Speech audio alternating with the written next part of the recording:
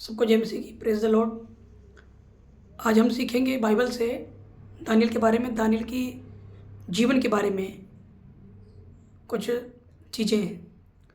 हम देखते हैं अगर बाइबल को पढ़ते हैं, दानियल किताब को पढ़ते हैं, तो हम देखते हैं कि दानियल के ऊपर 2 बार ऐसी परीक्षाएं आई जो दानियल के सामने एक बहुत ज़्यादा चेतावनी भरी थी। और देखते हैं बाइबल से कि वो कौन सी चेतावनियाँ थी दानियल के जीवन में ऐसे आई। जब दानियल की किताब में पढ़ते हैं, दानियल का पहला अध्याय, उसका पहला वचन तो लिखा हुआ है, यहूदा के राजा यहोयाकीम के राजा राज्य के 3रे वर्ष में बेबीलोन के राजा नबूकदनेस्सर ने यरूशलेम पर चढ़ाई करके उसको घेर लिया। तब परमेश्वर ने यहूदा के राजा यहोयाकीम को परमेश्वर के भवन के कई पात्रों सहित उसके हाथ में कर दिया, और उसने उन पात्रों को शिनार देश में अपने देवता के मंदिर में ले जाकर अपने देवता के भंडार में रख दिया। तब उस राजा ने अपने खोजों के प्रधान अशपनज को आज्ञा दी कि इजरायली राजपुत्रों और प्रतिष्ठित पुरुषों में से ऐसे कई जवानों को ला जो निर्दोष, सुंदर और सब प्रकार की बुद्धि में प्रवीण और ज्ञान में निपुण और विद्वान और राजभवन में हाजिर रहने योग्य हों। हालेलुया। यहाँ लिखा कि जब नबूकदनेस्सर राजा ने चढ़ाई की, बेबीलोन के राजा यरूशलेम के ऊपर, बेबीलोन के राजा नबूकदनेस्सर ने जब यरूशलेम पर चढ़ाई की, तो वहाँ के सारे पत्थरों को, सारे बर्तनों को, सारी चीज़ों को जो मंदिर में थी वो सब उठा के ले गया और बंदी बना के ले गया वहाँ के लोगों को, और कहा जो बंदी बनाए लोग हैं उसमें से कुछ ऐसे लोगों को लेके आओ जिसके अंदर ये गुण हो। क्या पहला गुण? जो निर्दोष। ध्यान सुनिएगा, यहाँ गुण लिखे हुए हैं और यहाँ पे 4 लोगों को ले जाया गया। यहाँ लिखा है कि निर्दोष पहला, और सब प्रकार की बुद्धि में प्रवीण। पहले निर्दोष, सब प्रकार की बुद्धि में प्रवीण, और ज्ञान में निपुण, और विद्वान, और राज मंदिर में हाजिर रहने के योग्य हों, और उन्हें कसदियों के शास्त्र और भाषा की शिक्षा दे। यानी ऐसे पुरुष जिनके अंदर ये ज्ञान, ये क्वालिटीज हों, उन्हें लेकर आओ तो शिक्षा दे। और राजा ने आज्ञा दी उसके भोजन और पीने के दाख मधु में से उन्हें प्रतिदिन खाने पीने को दिया जाए। इस प्रकार 3 वर्ष तक उनका पालन पोषण होता रहे, तब उसके बाद वे राजा के सामने हाजिर किए जाएं। हालेलुया। हम बाइबल में देखते हैं 1 से लेकर 6 वचन तक, 5 वचन तक कि ऐसे लोगों को चुनने का आदेश दिया गया है जो उसके अंदर कुछ गुण हो, कुछ क्वालिटीज़ हों, जो यरूशलेम से बंदी बना के लाए गए हैं। तो आज 4 पुरुष निकले, 4 लोगों में से दानियल भी था, उसमें से एक दानियल भी था। और हम देखते हैं कि दानियल के सामने एक चैलेंज भरा समय आया। दानियल के टाइम पर एक चैलेंजस टाइम था वो। अब वहाँ क्या था, महाराजा ने बोला जो हमारा खाना पीना भोजन है वो ही उनको खाना पीना पड़ेगा। पर दानियल आगे लिखा, देखते आगे लिखा है कि दानियल ने मना कर दिया उनके भोजन को खाने से, क्योंकि वो ऐसे भोजन थे जो यहूदियों को खाने से परमेश्वर ने बाइबल के अंदर मना किया हुआ था। एक डिसीजन लिया दानियल ने। एक समय आया दानियल के जीवन में कि चैलेंजेस भरा हुआ समय आया दानियल जीवन में। आज बहुत से विश्वासियों के जीवन में ऐसा चैलेंजेस भरा जीवन आता है, परंतु भटक जाते हैं, वो भ्रमित हो जाते हैं, वो अपना निर्णय नहीं ले पाते हैं, कारण वो परमेश्वर के वचन पर नहीं खड़े रह पाते। पर दानियल था जो परमेश्वर के वचन के मुताबिक चलता था, वचन को नियमानुसार वचन का पालन करने वाला व्यक्ति था दानियल। इसीलिए उसने कहा कि मैं वो खाना नहीं खाऊंगा जो राजा हमें देगा, क्योंकि ऐसा उसने इसलिए कहा था कि बाइबल के अंदर उन चीज़ों को खाने के लिए परमेश्वर ने व्यवस्था में मना किया था, और दानियल जी जानता था कि परमेश्वर ने इन चीज़ों को मना किया हुआ है। इसलिए दानियल ने समझौता नहीं किया अपने विश्वास के साथ। हालेलुया। आगे हम देखते हैं दानियल ने क्या बोला। परंतु दानियल ने अपने मन में ठान लिया कि वह राजा का भोजन खाकर और उसके पीने का दाख मधु पीकर अपवित्र न होए, इसलिए उसने खोजों के प्रधान से विनती की कि उसे अपवित्र न होना पड़े। हालेलुया। क्या था वहाँ पे? मन में ठान लिया दानियल ने, मन में ठान लिया दानियल ने, मन में, ऐसा नहीं कच्चा पक्का, नहीं, ठान लिया नहीं करना तो नहीं करना, नहीं ये चीज़ नहीं करनी है जो परमेश्वर के वचन के खिलाफ है, जो परमेश्वर के वचन से बाहर है, जो कार्य वो मैं नहीं करूँगा, उस चीज़ को मैं नहीं खाऊंगा। दानियल ने ठान लिया मन में। पर आज हम जो परमेश्वर ने मना किया करने से बाइबल के अंदर, हम वही करते हैं, हम वचनों को तोड़ देते हैं। हम चंद पैसों के लिए, चंद चीज़ों के लिए हम कर लेते हैं जो परमेश्वर का वचन कहता है ना करना, उसको हम कर लेते हैं, हम आज्ञा का उल्लंघन कर देते हैं। हम आज्ञा का उल्लंघन कर देते हैं अपने आंखों की अभिलाषाओं की वजह से, अपने जीविका की घमंड की वजह से, अभिलाषाओं की वजह से। 4 बजे ज़्यादा कमा ले, हम परमेश्वर के भवन में जाना बंद कर देते हैं, नहीं जाते उस दिन, संगति में नहीं जाते हम, कि अगर हम छुट्टी कर लेंगे तो हमारी दिहाड़ी टूट जाएगी, प्रमोचन को तोड़ देते हैं। पर दानियल ऐसा नहीं था। दानियल मन में ठान लिया, उसने विश्वास रखा कि नहीं, परंतु दानियल ने अपने मन में ठान लिया कि वह राजा का भोजन खाकर और उसके पीने का दाग मधु पीकर पवित्र ना होएगा। परंतु दानियल मन में ठान लिया कि राजा का भोजन और उसके दाग मधु का पीने का दाग मधु पीकर मैं अशुद्ध नहीं होऊंगा, अपने को पवित्र रखूंगा, अपने को शुद्ध रखूंगा, क्योंकि खुदा का वचन दानियल जानता था और समझता था, उस पर चलता भी था। आज बहुत से लोग हैं, वचन को पढ़ते तो हैं, सुनते तो हैं, परंतु उस पर चलते नहीं हैं। पर दानियल ने ठान के रखा, और आगे हम देखते हैं कि दानियल को परमेश्वर ने फिर ऊंचा उठाया इस डिसीजन के बाद। हालेलुया। तो ऐसा नहीं है कि दानियल ने इस तरह ठान लिया तो बेवकूफ़ी की, मूर्खता की नहीं, खुदा ने उसका साथ दिया उसमें। पर कैसे? क्या दानियल ने ठान कर मना करके चुप करके बैठ गया या चादर तान के सो गया? नहीं, उसने कुछ किया। हालेलुया। देखते हैं आगे उसकी दूसरी चैलेंज भरा जीवन में से एक दूसरा समय भी आता है। ये पहला समय था, एक और समय आता है उसके जीवन में ऐसा ही, जब उसे निर्णय लेना होता है। वो फिर वही चैलेंज, वही समय आता है कि खुदा के साथ समझौता करने का। पर वो अपने विश्वास के साथ खुदा के साथ समझौता नहीं करता है। हालेलुया। जो उसके खुदा का वचन कहता है वही करता है वो। आगे देखते हैं दूसरा वचन, हम देखते हैं दानियल की 6 अध्याय उसका 1 से 9। देखते हैं यहाँ पे दानियल के लिए क्या किया गया। यहाँ दूसरा वाक्य है जो दानियल के ऊपर दोबारा चैलेंज आया। वो समय ऐसा आया क्योंकि वहाँ पे जब दानियल ने मना कर दिया तो वहाँ पर दानियल को ऊंचा उठाया परमेश्वर ने। हालेलुया। उसकी परीक्षा हुई उस जगह पर, उसका परीक्षा का समय था वो, और उसने अपनी परीक्षा के समय में, अपने डरने समय में उसने निर्णय लिया, ठान लिया कि मैंने ये राजा का भोजन खाकर अपने आप को अशुद्ध नहीं करूँगा, ना पीने वाली चीज़ को पीकर अशुद्ध करूँगा अपने आप को। उसने खुदा के सामने पवित्रता में रहना ठान रखा था। हालेलुया। दूसरा वचन देखते हैं। दारा को यह अच्छा लगा कि अपने राज्य के ऊपर 120 ऐसे अधिपति ठहराए जो पूरे राज्य में अधिकार रखें। दारा राजा को यह अच्छा लगा कि उसे अपने राज्य के ऊपर, कि उस जैसे राज्य में राज्य कर रहा था उस राज्य के ऊपर 120 अधिकारी ठहराए, अधिपति ठहराए जो पूरे राज्य में अधिकार रखें। जो पूरे राज्य में अधिकार रखें, ऐसे अधिपति ठहराए वो कि जो पूरे राज्य में अधिकार रखें। हालेलुया। दारा राजा ने,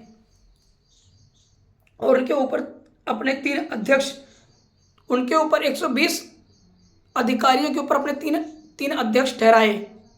3 अध्यक्ष, जिसमें पहला अध्यक्ष, जिनमें से दानियल एक था, जो पहला अध्यक्ष जिनमें से दानियल एक था, इसलिए ठहराया कि वे उन अधिपतियों से लेखा लिया करे।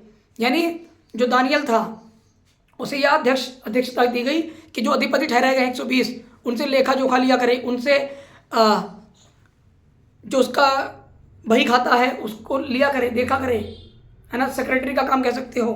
वो ठहराया गया लेखा जोखा लेने का, कि तुमने अभी तक क्या किया, कैसे किया, क्या क्या रिपोर्ट लेने की काम उसको दिया गया। अध्यक्ष ठहराया गया, लेखा लिया करे। और इस रीति राजा की कुछ हानि ना होने पाए, ताकि जब दानियल पर नज़र रखेगा तो इससे क्या होगा कि वो लोग घपला नहीं कर पाएंगे और राजा का लॉस नहीं होगा, राजा की हानि नहीं होगी, इसलिए उसको ठहराया था। हालेलुया।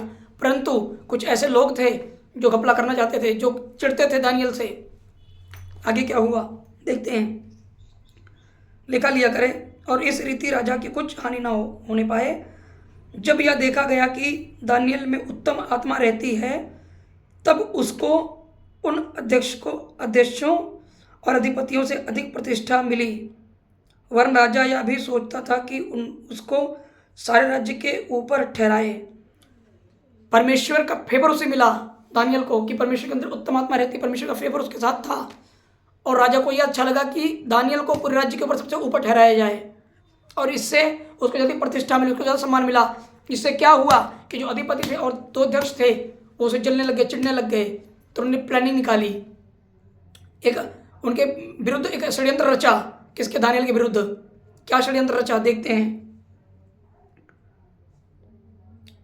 तब अध्यक्ष और अधिपति राज्य कार्य के विषय में दानियल के विरुद्ध दोष ढूंढने लगे, परंतु अविश्वास योग्य था और उसके काम में कोई भूल या दोष न निकला, और वे ऐसा कोई अपराध या दोष न पा सके। उस पर दोष ढूंढने लग गए कार्य में, उसके कामों में, उसके काम क्षेत्र में उसके दोष ढूंढने लगे, परंतु कुछ न निकला। विश्वास योग्य था, वो बिल्कुल अपने काम को मैनेजमेंट करता था, मेंटेन से करता था, किसी काम में कोई कमी नहीं मिली उसके। हालेलुया। तो फिर इनका चाल फिर खत्म खराब हो गया यहाँ पे। परंतु अब इन्होंने क्या सोचा, अब इसको कैसे गिराया जाए। तब उन्होंने एक प्लानिंग किया। प्लानिंग क्या किया कि तब वे अध्यक्ष और अधिपति राजा के पास उतावली से आए। ध्यान से सुनिएगा इस वचन को। यहाँ पर प्लानिंग क्या किया उसको गिराने की। उतावली से आए और उससे कहा, हे राजा, तारा तू युग युग जीवित रहे। राज्य के सारे अध्यक्षों ने और हाकिमों, अधिपतियों, न्यायियों और गवर्नरों ने भी आपस में सम्मति की है कि राजा ऐसी आज्ञा दे और ऐसी कड़ी आज्ञा निकाले कि 3 दिन तक जो कोई है राजा तुझे छोड़ किसी और मनुष्य या देवता से विनती करे वह सिंगों की मांग में डाल दिया जाए। इसलिए अब हे राजा ऐसी आज्ञा दे और इस पत्र पर हस्ताक्षर कर, जिससे यह बात मादियों और फारसियों की अटल व्यवस्था के अनुसार बदली ना जा सके। तब दारा राजा ने उस आज्ञा पत्र पर हस्ताक्षर कर दिया। हालेलुया।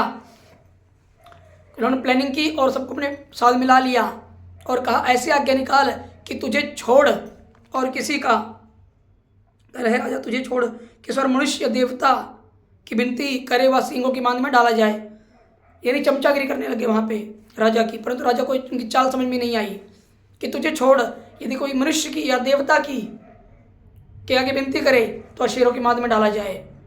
हालेलुया। क्योंकि वे जानते थे कि दानियल को गिराना इतना आसान नहीं है, और वे जानते थे कि दानियल जो था वो प्रार्थना वाला व्यक्ति था। हालेलुया। अभी आपको समझ में आएगा कि दानियल कौन से चीज थी दानियल के पास जो दानियल को हमेशा बचा लेती थी। परमेश्वर था उसके साथ। हालेलुया। तो क्या किया यहाँ पे, जब दानियल को मालूम हुआ कि उस पत्र पर हस्ताक्षर किया गया है, तब वह अपने घर में गया, जिसकी उपरौठी कोठरी की खिड़कियाँ यरूशलेम की ओर खुली रहती थी, और अपनी रीति के अनुसार जैसा वह दिन में 3 बार अपने परमेश्वर के सामने घुटने टेक कर प्रार्थना और धन्यवाद करता था, वैसा ही तब भी करता रहा। हालेलुया। आप इस इनको समझिए कि दानियल वहाँ रीति के अनुसार लिखा है। वो दिन में 3 बार अपनी रीति बनाई थी उसने, दिन में 3 बार वो परमेश्वर के आगे प्रार्थना किया करता था। उपरौठी कोठरी के ऊपर यरूशलेम के ओर विंडो खोलकर, अपनी खिड़कियों खोलकर वो दिन में 3 बार प्रार्थना किया करता था। हालेलुया। आपको वचन समझ में आएगा बहुत गहराई से कि दानियल को फंसाने के लिए, उसे परमेश्वर से अलग करने के लिए उन्होंने कहा कि प्रार्थना अगर नहीं करने जाएगा तो बच जाएगा, ये प्रार्थना करने चला गया तब तो फंस जाएगा। उन्हें पता था कि दानियल अपने वसूलों का, परमेश्वर के साथ उसका रिश्ता मजबूत है, वो कभी नहीं छोड़ेगा परमेश्वर की उपस्थिति में जाना, प्रार्थना करनी। इसलिए उन्होंने चाल चली, और दानियल को जब पता लगा तो दानियल फिर चला गया प्रार्थना करने के लिए। दानियल के लिए मनुष्यों से बढ़कर परमेश्वर की आज्ञा जरूरी थी। हालेलुया। मनुष्यों की आज्ञाओं पर ज़्यादा नहीं महत्व देता था, परमेश्वर की आज्ञा को महत्व देता था। अपनी रीति के अनुसार प्रार्थना करने बैठा, और जब ये बात पता लगी तो उसे शेरों की मांग में डाल दिया। कि आगे वचन को अपने पढ़ाए पढ़ेंगे तो पता लगेगा, उस शेरों की मांग में डाल दिया गया। परंतु परमेश्वर ने भी वहाँ उसको बचाया अपने स्वर्गदूतों को भेजकर। पर कैसे हुआ ये? दानियल पहले कैसे ठाना अपने जीवन में कि मैंने राजा की खाने वस्तुओं को खाकर और पीने वाली वस्तुओं को पीकर अशुद्ध नहीं करूंगा अपने आप को। और यहाँ भी उसने राजा की आज्ञा नहीं मानी, बल्कि प्रार्थना करने चला गया अपनी रीति के अनुसार, जो दिन में 3 बार करता था। कैसे हुआ ये? प्रार्थना वाले जीवन का रिश्ता मजबूत था खुदा के साथ। उसे पता था कि मुझे कोई भी सज़ा दे दे, मुझे खुदा बचा लेगा, नहीं बचाएगा तो कोई बात नहीं, फिर भी मेरा खुदा है वो। जब शद्रक मेशक अबेदनगो को आग की भट्टी में डाल दिया गया था, फिर भी परमेश्वर, उन्होंने कहा, राजा ने एक आज्ञा निकाली थी उस टाइम कि यदि कोई इस मूर्ति को छोड़कर किसी और के आगे घुटने टेकेगा या प्रार्थना करेगा या पूजा पाठ करेगा, तो वह पूजा पाठ से मेरा रिलेटेड है, यहूदियों की भाषा में प्रार्थना और बंदगी की बात कर रहा हूँ मैं, करेगा तो वह आग की भट्टी में डाल दिया जाएगा। दानियल शद्रक मेशक अबेदनगो ने ऐसा ही किया, उन्होंने नहीं माना। उन्होंने कहा खुदा कि हम उपासना करते जीवते, हम उसी की आराधना करेंगे। उनको आग की भट्टी में डाल दिया गया, परंतु परमेश्वर ने भी छुड़ा लिया। पर कैसे हुआ ऐसे? आज लोग अपने सिचुएशन से क्यों नहीं निकल पाते? आज लोग अपनी प्रॉब्लम से क्यों नहीं निकल पाते हैं? क्योंकि उनका विश्वास दृढ़ नहीं है, उनका रिश्ता खुदा के साथ मजबूत नहीं है, क्योंकि प्रार्थना वो ढंग से करते ही नहीं है। पर दानियल यहाँ पर अपने रीति के अनुसार प्रार्थना करता था। 3 टाइम उसने बना रखी थी प्रार्थना वाले जीवन। यहाँ में वचन बताता है कि दानियल का जीवन प्रार्थना वाला जीवन था। हालेलुया।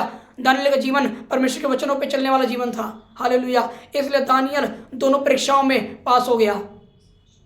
परंतु आज मनुष्य के ऊपर जब परीक्षा आती है तो वो फेल हो जाता है और गिर जाता है और खुदा से दूर हो जाता है। हालेलुया।